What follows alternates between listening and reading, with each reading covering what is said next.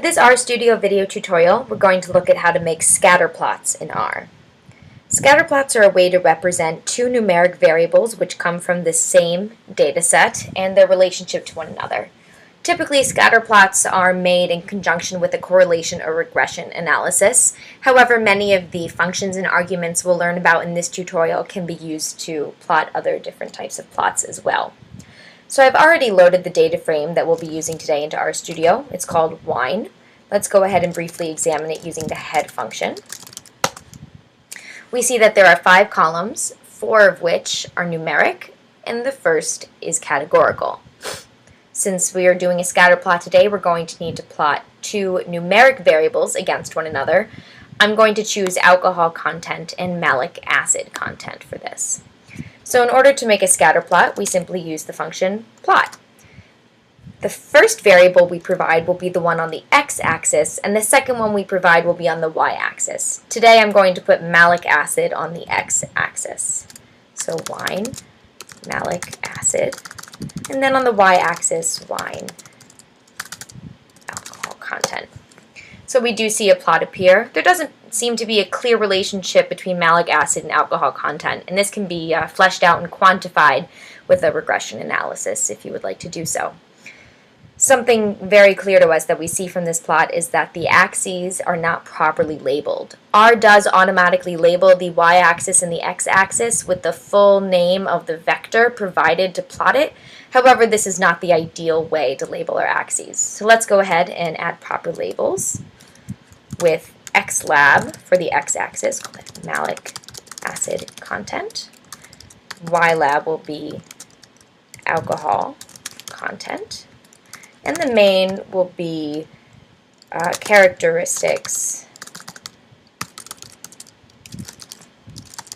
of wines. And here we see a properly labeled plot. There are a lot of things we can do to tweak the various parameters of this plot if we like. One thing we can do is change the length of the x-axis and the y-axis. So R automatically picks numbers for the lengths of the x and y axis. For instance, this goes from 1 to 6 and this goes from 11 to 14.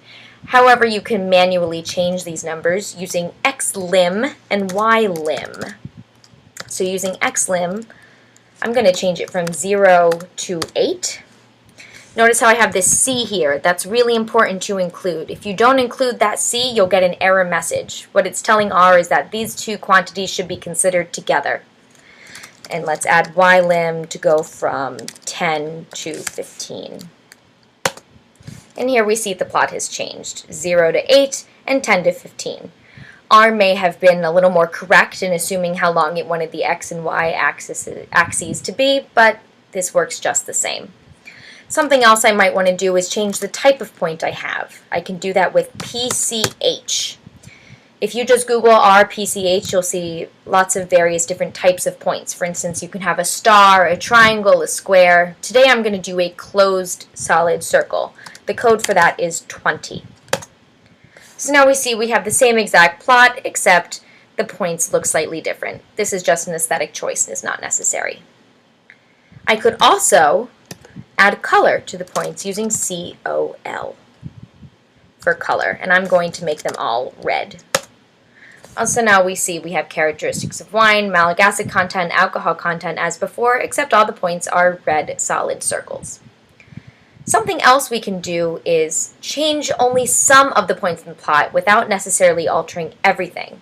In order to do this, we use the function points, which tells R to edit these points but leave the rest of them the same. So for instance, what if I wanted to change the color of just cultivar 1 wines? For this, there are 3 cultivars in this data frame. What I would do is say points, wine, malic acid, where wine cultivar equals cult1, wine alc cont, where wine cultivar equals cult1. So we're still plotting x against y, except we're specifying we only want to deal with points which are cultivar 1. Again, we need to set their PCH equal to 20.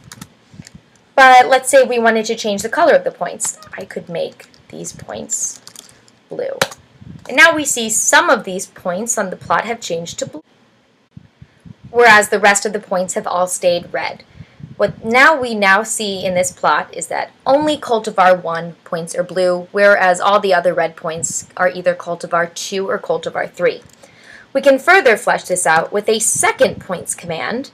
Notice I'm just going through these commands in R using the arrow keys, which is a convenient way to direct yourself through all the commands you've previously typed. I'm going to change this to 2. So we have cultivar 2. And I'm going to change that to green.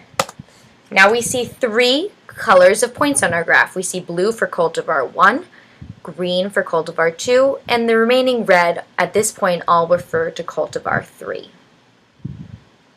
And this concludes our RStudio video tutorial on scatterplots.